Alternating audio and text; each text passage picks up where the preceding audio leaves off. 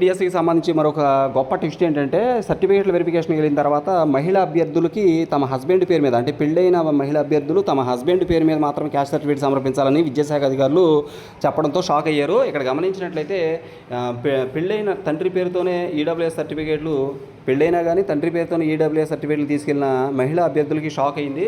జాబితాలో పేర్కొన్న మేరకు జిల్లాలో అన్ని క్యాడర్ పోస్టులకు సంబంధించి 138 మంది ఈడబ్ల్యూఎస్ సర్టిఫికేట్లు సమర్పించడం జరిగింది. వారి సర్టిఫికేట్లు ప్రత్యేక కమిటీతో రీవెరిఫికేషన్ చేయించారు. ఇందులో సుమారు 20 మంది మహిళా అభ్యర్థులు ఈడబ్ల్యూఎస్ సర్టిఫికేట్లపై మరి కొంత కన్ఫ్యూజన్ అయితే ఏర్పడింది. వీరందరూ ఆ జిల్లా వాసులు అయినప్పటికీ అక్కడే చదువుకున్నప్పటికీ చదువు ఆధారంగా లోకల్ కింద డిఎస్సి రాశారు.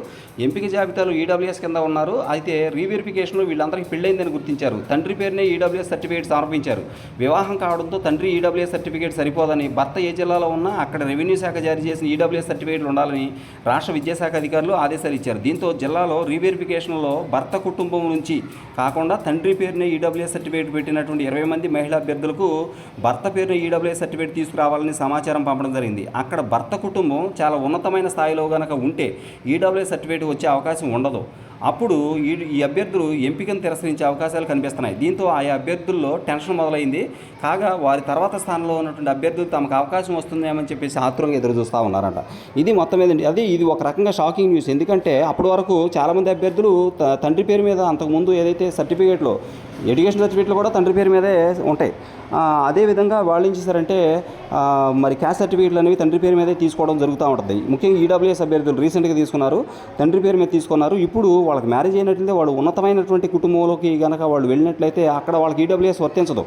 తండ్రి ఎందుకని హస్బెండ్ పేరు మీద తీసుకోవాల్సి వస్తే హస్బెండ్ ఉన్నత కులానికి చెందినవాడైతే కంపల్సరీగా అతనికి ఈడబ్ల్యూఎస్ సర్టిఫికేట్ రాదు. కాబట్టి వీళ్ళందరూ కూడా డిస్క్వాలిఫై అయ్యే అవకాశాలు ఉన్నాయి. అంటే ఈ యొక్క కేటగిరీ వాళ్ళకి అప్లై కాదు కాబట్టి వాళ్ళు పోస్ట్ కోల్పోయే ప్రమాదం ఉందన్నమాట. ఇది సడన్గా తెలియడంతో అభ్యర్థులు షాక్ అయ్యారు. కాబట్టి ఇలాంటి విషయాలు ముందుగానే చెప్పినట్లయితే ఖచ్చితంగా వాళ్ళు ఆ కేటగిరీకి సంబంధించినటువంటి క్యాస్ట్ సర్టిఫికేట్ తీసుకోవడానికి అవకాశం ఉండేది. కానీ ఇప్పుడు వీళ్ళు చెప్పడం వలన అప్లికేషన్ సమయంలో ఈ విషయాలు చెప్పాలి, కానీ చెప్పలేదు.